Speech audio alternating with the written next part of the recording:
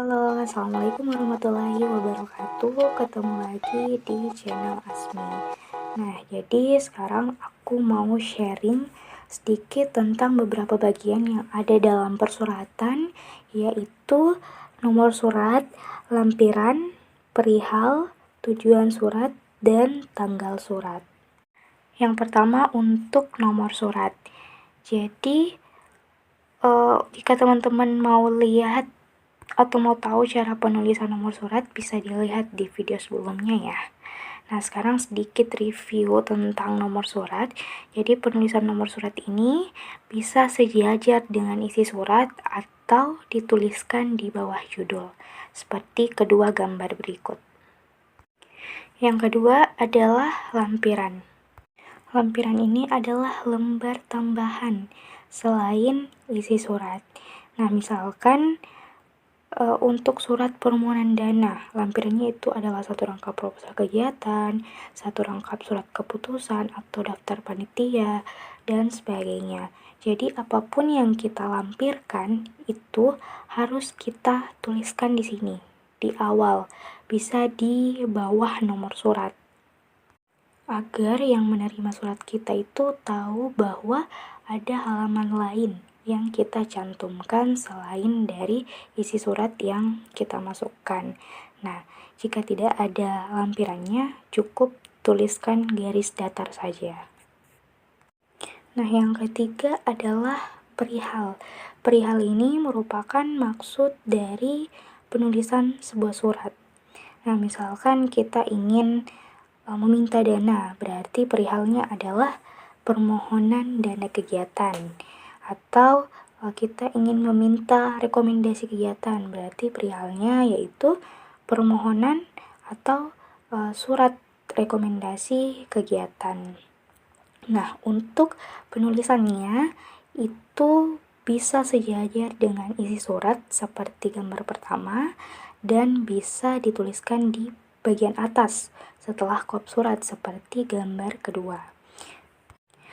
Nah, yang harus teman-teman perhatikan adalah jika posisinya di atas, maka kita tulis surat permohonan rekomendasi kegiatan, misalnya seperti itu ya. Jadi ada kata surat sebelumnya.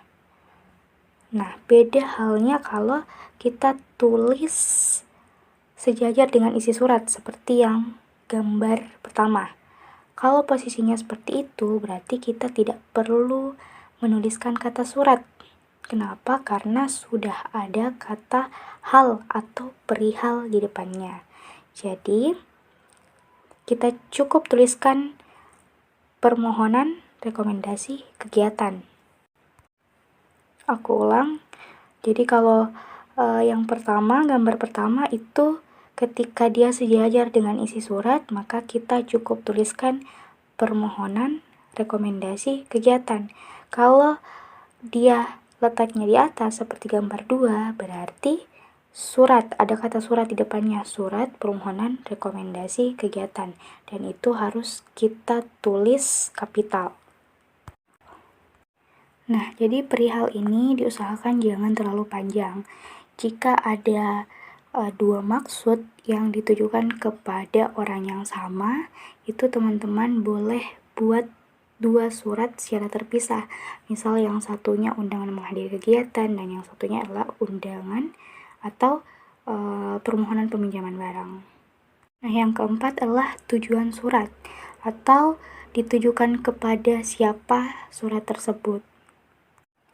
Biasanya diawali dengan kata kepada yang terhormat atau disingkat saja YTH.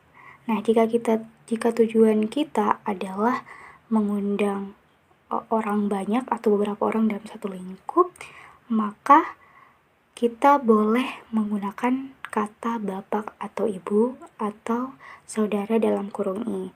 Ini juga sama ketika kita ingin mengirimkan seorang surat tapi kita tidak tahu jenis kelamin orang tersebut ya. Jadi bisa kita tuliskan bapak atau ibu atau saudara dalam kurung I.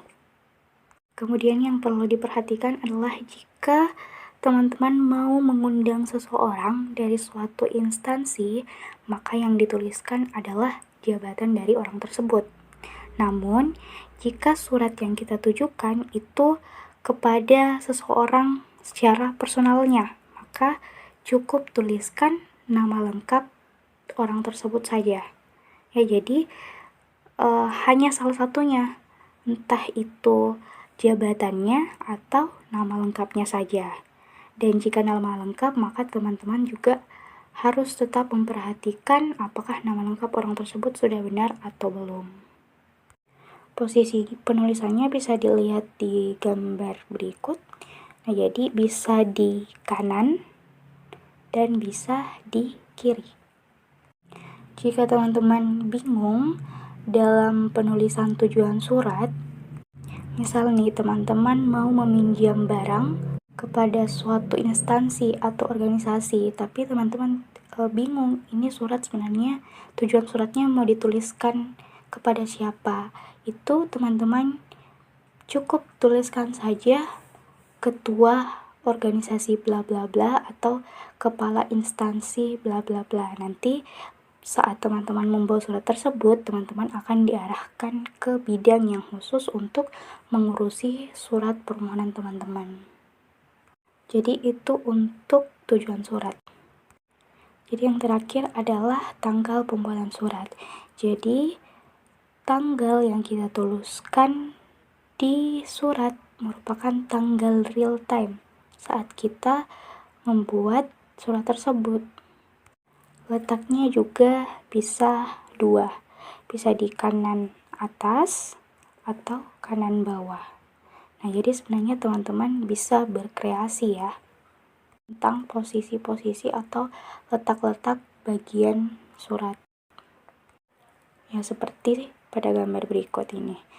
Nah, mungkin itu saja.